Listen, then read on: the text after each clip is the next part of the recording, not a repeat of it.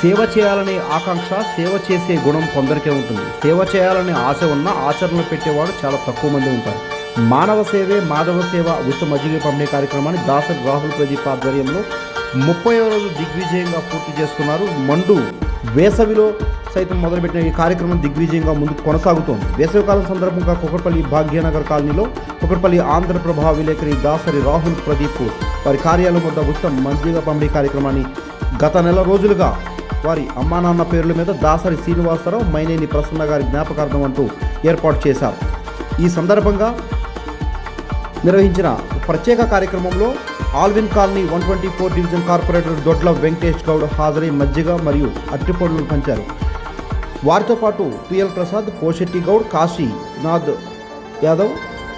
ఈ కార్యక్రమానికి కాలనీ వాసులు, వ్యాపార సముదాయంలో పనిచేసే ఆటో డ్రైవర్లు, ప్రయాణికులు ప్రతిరోజు 700 మంది నుంచి 900 మంది వరకు మజ్జిగ సేవిస్తున్నారని, ఎండల తీవ్రత పెరిగిన నేపథ్యంలో ప్రయాణికులు మజ్జిగ సేవించి ఉపశమనం పొందుతున్నారని, మానవ సేవే మాధవ సేవ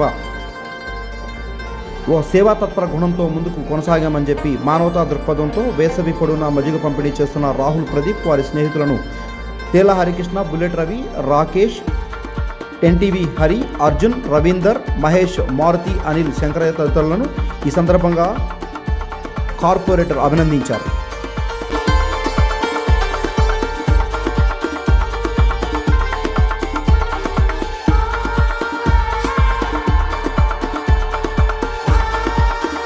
కూకట్పల్లి న్యూస్, మనమిక్కడ మన వార్తలు ప్రపంచమంతా అనే నినాదంతో జర్నలిస్ట్ కళ్యాణ్ సారథ్యంలో మీ ముందుకొస్తున్నాం. సబ్స్క్రైబ్ చేసుకుని ఆశీర్వదించండి.